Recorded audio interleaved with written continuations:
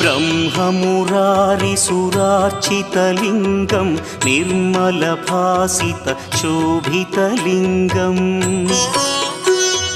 जन्मजदुःखविनाशकलिङ्गं तत्प्रणमामि सदा शिवलिङ्गम्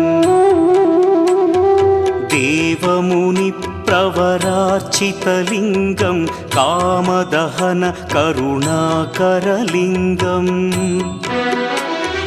रावणदर्पविनाशकलिङ्गं तत्प्रणमामि सदा शिवलिङ्गम्